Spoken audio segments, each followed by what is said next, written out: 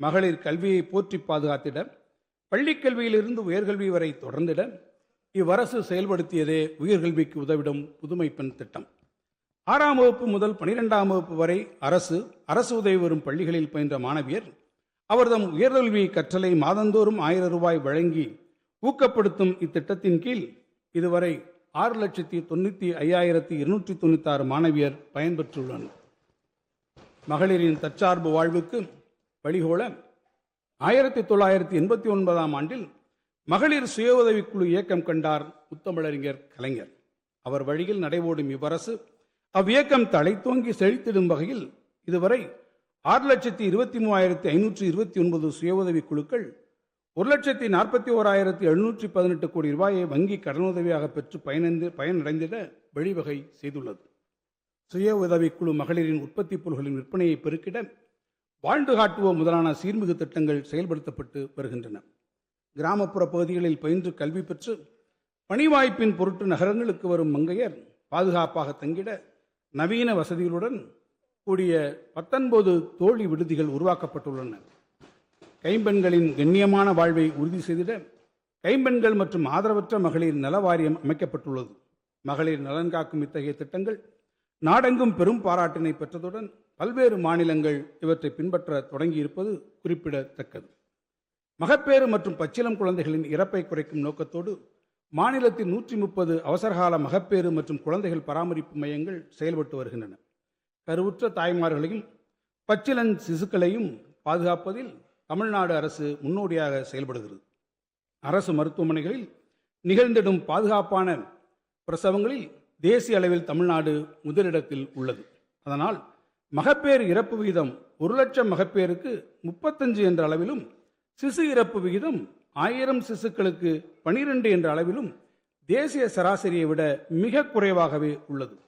6 மாதம் வரை உள்ள குழந்தைகளின் ஊட்டச்சத்து குறைபாட்டினை களைய ஊட்டச்சத்தை உறுதி செய்யும் திட்டம் முன்னெடுக்கப்படுகிறது. மேலும் அவர்களின் ஊட்டச்சத்து குறைபாடை சரி செய்ய பாலூட்டும் தாய்மாருக்கு ஊட்டச்சத்து பெட்டகங்கள் வழங்கப்படுகின்றன. பணிபுரியும் மகளிர் தம் பாலகரை பணிவுடன் பராமரிக்க உதவிடும் வகையில் அவர்கள் பணிபுரியும் தொழிற்பூங்காக்களிலேயே குழந்தைகள் காப்பங்கள் உருவாக்கப்பட்டுள்ளன. நெருக்கடி நேரங்களில் பெண்களின் இடுக்கண் களைந்து உடனடியாக உதவிட காவல் உதவி செயலி நடைமுறைக்கு வந்துள்ளது. ஆலயங்களில் ஆண் பெண் வேற்றுமை களைந்திடும் வகையில் அகிலமறிய ஆன்மீகத் துறையில் பெண்களுக்கும் வாய்ப்பு வழங்கும் வகையில் பெண் ஓதுவார் நியமனம் நமது அரசின் மகத்தான சாதனையாகும். தமிழ்நாட்டின் பொருளாதார வளர்ச்சியில் பெண்களின் பங்களிப்பை ஊக்குவிக்கவும் அவர்களுக்கு உரிய அதிகாரம் அளித்திடவும் தமிழ்நாடு பெண்கள் வேலைவாய்ப்பு மற்றும் பாதுகாப்பு திட்டம் TNBSAFE உலக வங்கியின் உதவியுடன் செயல்படுத்தப்பட்டு வருகிறது. பெண்கள் பெயரில் பதிவு செய்யப்படும் 10 லட்சம் ரூபாய் வரை மதிப்புள்ள வீடுகள், மனைகள் மற்றும் விவசாய நிலங்கள் உள்ளிட்ட அசையா சொத்துக்களுக்கு கடந்த ஏப்ரல் 2025 முதல் பதிவு கட்டணம் 1% குறைக்கப்பட்டு உள்ளது. இதன் மூலம் 3,71,705 நபர்கள் இதுவரை பயனடைந்துள்ளனர். மகளிரின் பாதுகாப்பிற்காகவும் அவர்கள் தன்னம்பிக்கையுடன் தலைநிமிர்ந்து வாழவும் தன்னிறைவுடன் தனது வாழ்வை வடிவமைத்திடவும் இளஞ்சிவப்பு ஆட்டோ வழங்கும் திட்டத்தை தமிழ்நாடு அரசு செயல்படுத்தி வருகிறது. பணிபுரியும் பெண்களை கௌரவிப்பதன் மூலமும் அவர்களது தொழில்முறை வெற்றியை வளர்த்தெடுப்பதற்கான உத்தியுடன் கூடிய முன்முயற்சிகளை செயல்படுத்துவதன் மூலமும் நாடு முழுவதும் உள்ள தொழிற்சாலைகளில் பணிபுரியும் பெண்களில் 41% பேர் தமிழ்நாட்டின் தொழிற்சாலைகளில் பணிபுரியும் பெண்கள் என்ற பெருமையை நாம் அடைந்துள்ளோம் என்பது குறிப்பிடத்தக்கது. குழந்தைகள் நலன். கல்வி பெற துடிப்போருக்கு அவர்கள் ஏழை என்பதால் கல்வி தடைபடாமல் இருக்க ஏற்பாடு செய்ய வேண்டியது நல்லெண்ணம் உடையோரின் கடமையாகும் எனும் பேரறிஞர் அண்ணாவின் கருத்தை சிந்தையில் தாங்கி செயல்படுகிறது இந்த அரசு. குடும்பச் சூழல் காரணமாக அதிகாலையில் பள்ளி குழந்தைகளுக்கு உணவிட இயலாத ஏழை எளிய தாய்மார்களின் துயரம் துடைத்து கனவுகள் நிரம்பிய நெஞ்சுடன் கல்விச்சாலையில் அடியெடுத்து வைக்கும் அவர்தம் குழந்தைகள் பசித்த வயிற்றுடன் பாடம் படிக்க வரும் நிலையினை மாற்றி பசி நீங்கி ஊட்டம் பெற்று உற்சாகத்துடன் பயின்றிட வகை செய்கிறது முதலமைச்சரின் காலை உணவு திட்டம். இத்திட்டத்தால் குழந்தைகளின் வருகை அதிகரித்துள்ளது, கற்றல் திறன் மேம்பட்டுள்ளது. 19.34 லட்சம் மாணவர்கள் பயனிடும் இத்திட்டத்திற்கென கடந்த 4 ஆண்டுகளில் 1884 கோடி ரூபாய் செலவிடப்பட்டுள்ளது. பெற்றோரை இழந்த குழந்தைகளை அரவணைத்து பாதுகாத்திடும் வகையிலும் அக்குழந்தைகள் இடைநிற்றல் இன்றி 18 வயது வரையிலான பள்ளி படிப்பினை தொடர மாதம் 2000 ரூபாய் வழங்கும் அன்புக்கரங்கள் திட்டத்தின் கீழ் இதுவரை 10,637 குழந்தைகள் பயன்பெற்று வருகின்றனர். திருநங்கைகள் நலன். திருநங்கைகளின் தன்மான வாழ்விற்கு உதவிடும் நோக்கத்தோடு அவர்கள் சுயமாக தொழில் செய்வதை ஊக்குவிக்க இந்த அரசு மானியம் வழங்கி வருகிறது. திருநங்கைகளுக்கு அதிகாரம் அளிக்கும் வகையில் அவர்கள் ஊர்காவல் படையில் சேர்ந்து பணி செய்திட வழிவகை செய்யப்பட்டுள்ளது. மூத்த குடிமக்கள் நலன். முதுமையின் துயதுடைக்க மூத்த குடிமக்களுக்கு பகல் நேர பராமரிப்பு மையங்களாக அன்புச்சோலைகள் 25 இடங்களில் அமைக்கப்பட்டுள்ளன. அண்மையில் மாற்றுத்திறனாளிகள் மற்றும் வயது முதிர்ந்தோர் சிரமமின்றி பொருள்கள் பெற வேண்டும் என்ற மேன்மையான நோக்கத்தில் அவர்களின் இல்லத்திற்கே பொருள்களை நேரடியாக கொண்டு சென்று விநியோகிக்கும் முறையினை தாயுமானவர் திட்டத்தின் கீழ் இந்த அரசு நடைமுறைப்படுத்தியுள்ளது. இத்திட்டத்தின் கீழ் இதுவரை 27,40,703 தகுதியுடைய பயனாளிகள் பயன்பெற்றுள்ளனர். மாற்றுத்திறனாளிகளின் நலன். Democracy is not merely a form of government. It is primarily a mode of associated living of conjoined communicated experience.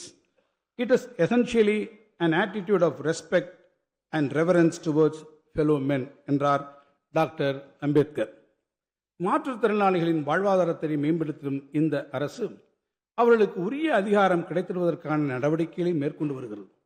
நாட்டிலேயே முதன்முறையாக உள்ளாட்சி அமைப்புகளில் மாற்றுத்திறனாளிகளை உறுப்பினர்களாக நியமிக்கும் வகையில் தமிழ்நாடு ஊராட்சிகள் சட்டம் 1994 மற்றும் தமிழ்நாடு நகர்ப்புற உள்ளாட்சி அமைப்புகள் சட்டம் 1998 ஆகியவற்றில் உரிய திருத்தங்களை தமிழ்நாடு அரசு கொண்டு வந்துள்ளது.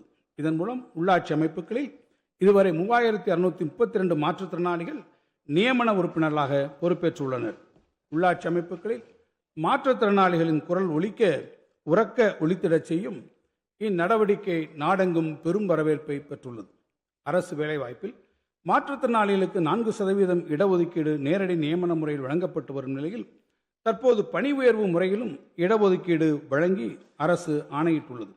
தங்களை தாங்களே பராமரித்திட இயலாத மாற்றுத்திறனாளிகளின் குடும்பங்களுக்கு மாதந்தோறும் 2000 ரூபாய் பராமரிப்பு தொகையாக வழங்கப்பட்டு வருகிறது. மேலும் மாற்றுத்திறனாளிகளுக்கான மாதாந்திர உதவித்தொகையினை 1000 ரூபாயிலிருந்து 1500 ரூபாயாக அதிகரித்ததன் மூலம் 8,52,680 மாற்றுத்திறனாளிகள் பயனடைந்து வருகின்றனர். 2022 ஆண்டில் 1774 கோடி ரூபாய் உலக வங்கி உதவியுடன் 6 ஆண்டுகளில் செயல்படுத்தக்கூடிய தமிழ்நாடு உரிமைகள் திட்டத்தினை டிஎன் ரைட்ஸ் அறிமுகப்படுத்தி அனைத்து துறைகளின் சேவைகளை மாற்றுத்திறனாளிகளுக்கு ஒரே இடத்தில் கிடைப்பதற்கான நடவடிக்கைகள் மேற்கொள்ளப்பட்டு வருகின்றன. புற உலக சிந்தனை இல்லாதவருக்கு ஒருங்கிணைந்த மறுவாழ்வு சேவைகளை வழங்கிடும் வகையில் உயர்திறன் மையம் ஒன்று சென்னையில் அமைக்கப்பட்டுள்ளது. எல்லாருக்கும் எல்லாம் எனும் கொள்கை பாதையில் வலுவாது பயணித்திடும் இந்த அரசு மாற்றுத்திறனாளிகள் மலர்ந்த முகத்துடனும் தன்மான உணர்வுடனும் தம் வாழ்வை நடத்திடும் வகையில் அவர்தம் நலனில் தனி கவனத்துடன் செயல்பட்டு வருகிறது. மாற்றுத்திறனாளிகள் நலனுக்கு 2021-22 ஆண்டில் 814 கோடி ரூபாய் ஒதுக்கீடு செய்யப்பட்டது. இந்த நிதி ஒதுக்கீடானது 2025-26 ஆண்டில் 1433 கோடி ரூபாயாக உயர்ந்துள்ளது. இது மாற்றுத்திறனாளிகளின் நலன் காப்பதை இந்த அரசு தலையாய கடமையாக கருதுவதை தெளிவாக்கும். இந்த இடைக்கால வரவு செலவு திட்ட மதிப்பீடுகளில் மாற்றுத்திறனாளிகள் நலத்துறைக்கு 1471 கோடி ரூபாய் ஒதுக்கீடு செய்யப்பட்டுள்ளது. வருவாய்த்துறை கடந்த 5 ஆண்டுகளில் 23,56,623 நபர்களுக்கு வீட்டுமனை பட்டாக்கள் வழங்கப்பட்டுள்ளன. ஒருமுறை சிறப்பு வரன்முறைப்படுத்தும் திட்டத்தின் கீழ் ஆட்சேபனையற்ற அரசு புறம்போக்கு நிலங்களில் சென்னை மற்றும் அதன் சூழ்பகுதிகள் பெல்ட் ஏரியா மற்றும் மாநிலத்தின் இதர நகர்ப்புற பகுதிகளில் வசிக்கும் குடும்பங்களுக்கு இதுவரை 77,800 இணையவழி ஆன்லைன் வீட்டுமனை பட்டாக்கள் வழங்கப்பட்டுள்ளன. இதில் சென்னை மற்றும் அதன் சூழ்பகுதிகளில் 15,393 இணையவழி பட்டாக்களும் இதர மாநகராட்சி மற்றும் நகராட்சிகளில் 62,407 இணையவழி பட்டாக்களும் வழங்கப்பட்டுள்ளன. நவீன மின்னணு நில அளவை கருவிகளை பயன்படுத்தி நிகழ்நேர இயக்கவியல் ரியல் டைம் கினமேட்டிக்ஸ் தொழில்நுட்பத்தின் அடிப்படையில் மறு நில அளவை பணி கிருஷ்ணகிரி, நீலகிரி மற்றும் கன்னியாகுமரி ஆகிய 3 மாவட்டங்களில் மேற்கொள்ளப்பட்டு வருகிறது. சமூகத்தின் விளிம்பு நிலையில் வாழும் மக்களை பாதுகாக்கும் சமூக பாதுகாப்பு திட்டங்களை செயல்படுத்துவதில் தமிழ்நாடு முன்னோடி மாநிலமாக திகழ்கிறது. முதியோர் ஓய்வூதியம், மாற்றுத்திறனாளிகள் ஓய்வூதியம், ஆதரவற்ற விதவைகள் ஓய்வூதியம் போன்ற அனைத்து சமூக பாதுகாப்பு ஓய்வூதிய திட்டங்களின் கீழ் 35.33 லட்சம் நபர்கள் பயனடைந்து வருகின்றனர். அனைத்து சமூக பாதுகாப்பு திட்டங்களுக்கும் இந்த இடைக்கால வரவு செலவு திட்ட மதிப்பீடுகளில் 5463 கோடி ரூபாய் நிதி ஒதுக்கீடு செய்யப்பட்டுள்ளது. பள்ளிக்கல்வி, அறிவை விரிவு செய், அகண்டமாக்கு என்று பாரதிதாசன் பாடியதற்கு இணங்க கல்வி செல்வத்தை குழந்தைகளுக்கு வழங்கி அறிவு சமூகத்தை படைத்திடும் நோக்கில் முதலமைச்சரின் காலை உணவு திட்டம், இல்லம் தேடி கல்வி, புதுமை பெண், தமிழ் புதல்வன், கல்லூரி கனவு, எண்ணும் எழுத்தும், நான் முதல்வன் போன்ற முத்தான பல திட்டங்கள் முன்னெடுக்கப்பட்டு வருகின்றன. அரசு பள்ளிகளுக்கு தேவையான வகுப்பறைகள், ஆய்வகங்கள், கழிப்பறைகள் ஆகியவற்றை போதுமான அளவில் அமைத்து கல்வி கட்டமைப்பை வலுப்படுத்தும் நோக்கில் செயல்படுத்தப்பட்டு வரும் பேராசிரியர் அன்பழகன் பள்ளி மேம்பாட்டு திட்டத்தின் கீழ் 3771 வகுப்பறைகள், 107 ஆய்வகங்கள், 4 ஆண்கள் விடுதிகள் மற்றும் 4 பெண்கள் விடுதிகள் ஆகியவை 673 கோடி ரூபாய் செலவில் கட்டப்பட்டு திறந்து வைக்கப்பட்டு உள்ளன. மேலும் 2009 கோடி ரூபாய் மதிப்பீட்டிலான பணிகள் நடைபெற்று வருகின்றன. சூழலியல், தலைமைத்துவம், மனித உரிமை, சமூக நீதி, பெண்ணுரிமை ஆகிய கருத்தாங்கங்களின் அடிப்படையிலான பயிலரங்குகள் நடத்தும் முயற்சி கோடை கொண்டாட்டம் என்னும் நிகழ்வின் மூலம் முன்னெடுக்கப்பட்டது. ஐவகை நிலங்களின் பெயரில் குழுக்கள் அமைத்து மாணவர்தம் தலைமைத்துவ பண்பை முகிழ்த்தெழச் செய்ய மகிழ்முற்றம் எனும் திட்டமும் செயல்படுத்தப்பட்டு வருகிறது. மாணவருக்கு கற்பிக்கும் ஆசிரியர்கள் நலம் பேண ஆசிரியர்களுக்கான முழு உடல் பரிசோதனை திட்டமும் செயல்படுத்தப்படுகிறது. பிற மாநிலங்களிலும் குறிப்பிட்ட சில உலக நாடுகளிலும் உள்ள கல்விச் சூழலை அறிந்து கொள்ள மாணவர்கள், ஆசிரியர்கள் ஆகியோருக்கென சிறப்பு சுற்றுலா திட்டங்களும் செயல்படுத்தப்பட்டு வருகின்றன. சென்னையில் நடத்தப்படும் பன்னாட்டு புத்தக காட்சி தமிழை உலக மொழியாக்கும் மிகச்சிறந்த முயற்சி என அனைவராலும் வரவேற்கப்படுகிறது. அறிவார்ந்த புலவர்கள் கூடி விவாதிக்க சங்கம் வைத்து தமிழ் வளர்த்த மதுரை மாநகரில் உருவாக்கப்பட்டுள்ள கலைஞர் நூற்றாண்டு நூலகம் தென் தமிழ்நாட்டின் அறிவாலயமாக திகழ்கிறது. அறிவை பரவலாக்கும் முன்முயற்சியில் கோயம்புத்தூர், திருச்சி, கடலூர், சேலம் மற்றும் திருநெல்வேலி ஆகிய மாநகரங்களில் மொத்தம் 902 கோடி ரூபாய் மதிப்பீட்டில் நவீன நூலகங்கள் அமைக்கப்பட்டு வருகின்றன. மாவட்டந்தோறும் நூலகங்களை மேம்படுத்தி அறிவார்ந்த தமிழ் சமூகத்தை உருவாக்குவதில் முனைப்புடன் செயல்படுகிறது இந்த அரசு. 2021-22 கல்வியாண்டில் முதற்கட்டமாக கல்வியில் பின்தங்கிய 10 மாவட்டங்களில் உண்டு உறவிட வசதியுடன் கூடிய மேல்நிலைப் பள்ளிகளாக தமிழ்நாடு மாதிரி பள்ளிகள் நிறுவப்பட்டு இன்று சென்னையில் உள்ள மாநில தகைசால் பள்ளியுடன் தமிழ்நாட்டின் 38 மாவட்டங்களிலும் மாதிரி பள்ளிகள் செயல்பட்டு வருகின்றன. அரசு பள்ளி மாணவர்களுக்கு தேசிய மற்றும் சர்வதேச அளவிலான வாய்ப்புகளை உருவாக்குதல், அவற்றை அணுகத் தேவையான கல்வி மற்றும் கரை ஆளுமை திறன் பயிற்சி போன்றவற்றை வழங்குதல் ஆகியவை இத்திட்டத்தின் முக்கிய நோக்கங்களாகும். இத்திட்டத்தின் மூலம் கடந்த 4 ஆண்டுகளில் மொத்தம் 2358 மாணவர்கள் 93 முன்னணி கல்வி நிறுவனங்களில் 50 விதமான துறைகளில் சேர்க்கை பெற்றுள்ளனர். இதில் 41 மாணவர்கள் தற்போது இந்திய தொழில்நுட்ப கழகங்களில் IIT பயின்று வருகின்றனர். மேலும் 17 மாணவர்கள் ஜப்பான், தைவான், மலேசியா ஆகிய நாடுகளில் பல்கலைக்கழகங்களில் முழு கல்வி உதவித்தொகையுடன் உயர்கல்வி பயின்று வருகின்றனர். இந்த இடைக்கால வரவு செலவு திட்ட மதிப்பீடுகளில் பள்ளி கல்வித்துறைக்கு 48,534 கோடி ரூபாய் ஒதுக்கீடு செய்யப்பட்டுள்ளது.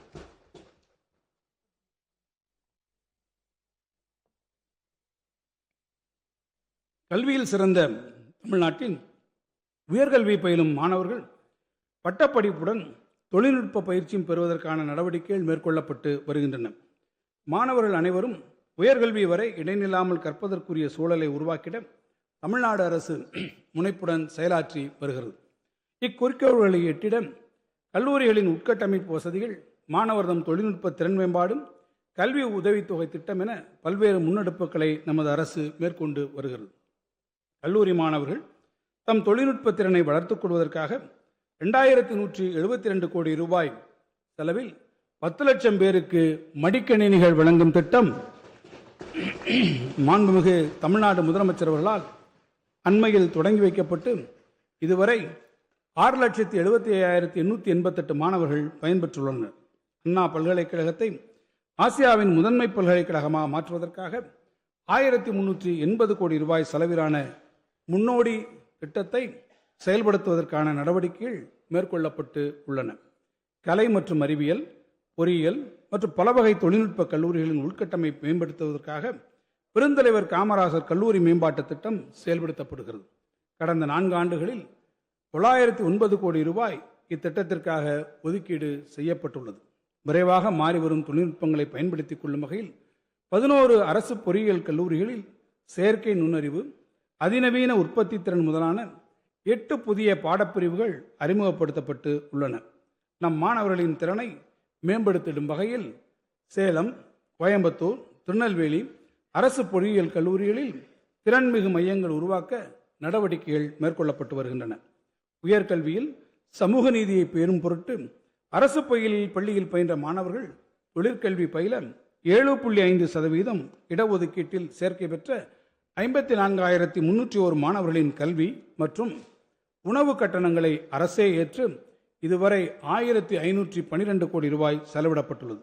மேலும் அரசு கலை மற்றும் அறிவியல் கல்லூரிகளில் 10,563 கூடுதல் இடங்கள் உருவாக்கப்பட்டு உள்ளன. கடந்த 5 ஆண்டுகளில் 38 புதிய அரசு கலை மற்றும் அறிவியல் கல்லூரிகள் உருவாக்கப்பட்டு 18,760 மாணவர்கள் கூடுதலாக பயனடைந்து வருகின்றனர். தமிழ்நாடு அரசு உயர்கல்வியில் தொடர்ந்து மேற்கொள்ளும் முயற்சிகளின் காரணமாக நாட்டிலேயே உயர்கல்வி சேர்க்கையில் தேசிய சராசரியை விட ஏறத்தாழ 2 மடங்காக 47% பெற்று தமிழ்நாடு முன்னணியில் உள்ளது. மகளிர் கல்வியை போற்றி பாதுகாத்திட அறிமுகப்படுத்தப்பட்ட புதுமை பெண் திட்டத்தை போன்று ஆடவரும் உயர்கல்வி பெற்றிட முன்னெடுக்கப்பட்டதே தமிழ் புதல்வன் திட்டம். ஆடவருக்கு உயர்கல்விக்கான மாதந்தோறும் 1000 ரூபாய் வழங்கும் இத்திட்டத்தில் இதுவரை 5,40,511 மாணவர்கள் பயனடைந்துள்ளனர். மாநில பல்கலைக்கழகங்களுக்கு வழங்கப்பட்டு வரும் தொகுப்பு நிதி நல்கை 767 கோடி ரூபாயாக உயர்த்தி வழங்கப்பட்டுள்ளது. மேலும் தமிழ்நாட்டின் செயல்படும் மாநில பல்கலைக்கழகங்களின் செயல்பாடுகளில் உரிய முன்னேற்றங்களை கொண்டு வரும் நோக்கில் 175 கோடி ரூபாய் கொண்ட செயல்திறன் ஊக்க நிதியமும் உருவாக்கப்பட்டுள்ளது. இந்த இடைக்கால வரவு செலவு திட்ட மதிப்பீடுகளில் உயர்கல்வித்துறைக்கு 8,505 கோடி ரூபாய் ஒதுக்கீடு செய்யப்பட்டுள்ளது. சிறப்பு திட்ட செயலாக்கம்: சிறார்கள், ஆண்கள், பெண்கள், மாற்றுத்திறனாளிகள், மாற்று பாலினத்தார் என அனைத்து பிரிவினரும் நலம் காக்க விளைந்திடும் முனைப்பில் முத்திரை திட்டங்களை வடிவமைத்து செயல்படுத்துவதில் முன்னோடி அரசாக இவ்வரசு திகழ்கிறது. பள்ளிக்கல்வி முடித்த மாணவர்கள் அவர்தம் விருப்பத்திற்கேற்ற கல்லூரி கல்வியை தேர்ந்தெடுப்பதில் வழிகாட்ட கல்லூரி கனவு எனும் திட்டம் செயல்படுத்தப்படுகிறது. இதுவரை இத்திட்டத்தில் 2,68,000 மாணவர்கள் பயனடைந்துள்ளனர். தாய் தமிழ்நாட்டில் கல்வி கற்று தரணியை ஆளும் தகுதியை தமிழ் மாணவர் பெற்றிட மாண்புமிகு தமிழ்நாடு முதலமைச்சரின் கனவு திட்டமாம் நான் முதல்வன் திட்டம் சிறப்பாக செயல்படுத்தப்பட்டு வருகிறது. இத்திட்டத்தின் கீழ் இதுவரை கல்லூரி மாணவர்களுக்கு 48,65,050 திறன் சான்றிதழ்கள் வழங்கப்பட்டுள்ளன. தேர்ந்தெடுக்கப்பட்ட மாணவர்கள் இங்கிலாந்து, ஜப்பான், தென்கொரியா ஆகிய நாடுகளின் சர்வதேச பயிற்சிகளில் பங்கு பெற்றுள்ளனர். மேலும் தமிழ்நாடு திறன் மேம்பாட்டுக் கழகம் மூலம் திறன் பயிற்சி பெற்று வேலைவாய்ப்புகளுக்கு இளைஞர்களை தயார்படுத்திடும் வெற்றி நிச்சயம் திட்டம் மூலம் 16,115 இளைஞர்கள் பயிற்சி முடித்து சான்றிதழ் பெற்றுள்ளனர். 70,500 பேர் பயிற்சி பெற்று வருகின்றனர். ஒன்றிய குடிமைப்பணி தேர்வில் தமிழ்நாட்டு இளைஞர்கள் பெருமளவில் வெல்வதற்காக உதவித்தொகை, ஊக்கத்தொகை ஆகியவை வழங்கப்பட்டு ஊக்குவிக்கப்படுகிறார்கள். 2025ஆம் ஆண்டு குடிமைப்பணி தேர்வில் வென்ற தமிழ்நாட்டை சார்ந்த 59 நபர்களில் 52 நபர்கள் நான் முதல்வன் திட்ட பயனாளிகள் என்பது அரசின் செயல்பாட்டுக்கு கிடைத்த நற்சான்றாகும். மக்களின் நீண்டகால கோரிக்கைகளில் 10 முன்னுரிமை கோரிக்கைகளை நிறைவேற்றும் பொருட்டு முன்னெடுக்கப்பட்ட உங்கள் தொகுதியில் முதலமைச்சர் திட்டத்தின் கீழ் 15,467 கோடி ரூபாய் மதிப்பீட்டில் 1,410 பணிகள் எடுக்கப்பட்டு 1,394 பணிகளுக்கு ஆணைகள் வெளியிடப்பட்டு 808 பணிகள் நிறைவேற்றப்பட்டுள்ளன. ஏனைய 586 பணிகள் நடைபெற்று வருகின்றன. இந்த இடைக்கால வரவு செலவு திட்ட மதிப்பீடுகளில் சிறப்பு திட்ட செயலாக்கத்துறைக்கு 17,088 கோடி ரூபாய் ஒதுக்கீடு செய்யப்பட்டுள்ளது. இளைஞர் நலன் மற்றும் விளையாட்டு மேம்பாடு: இளைஞர்களின் ஆற்றலை விளையாட்டுத் துறையில் ஆக்கப்பூர்வமாக பயன்படுத்துவதன் மூலம் வெற்றியாளர்கள் பலரை உருவாக்கி நமது மாநிலத்தை உலகறியச் செய்யும் உயரிய நோக்கத்தோடு தமிழ்நாட்டின் பல்வேறு பகுதிகளில் தேவையான விளையாட்டு உட்கட்டமைப்பு வசதிகள் மேம்படுத்தப்பட்டு வருகின்றன. டாக்டர் கலைஞர் விளையாட்டு தொகுப்புகள் வழங்கும் திட்டத்தின் கீழ் 86 கோடி ரூபாய் நிதி ஒதுக்கீட்டில் 12,525 கிராம ஊராட்சிகளுக்கு 16,798 விளையாட்டு தொகுப்புகள் வழங்கப்பட்டுள்ளன. 4,226 விளையாட்டு வீரர்கள் பல்வேறு போட்டிகளில் கலந்து கொள்ள தேவையான விளையாட்டு கருவிகளை தமிழ்நாட்டு வாகையர் அறக்கட்டளை வழங்கியுள்ளது.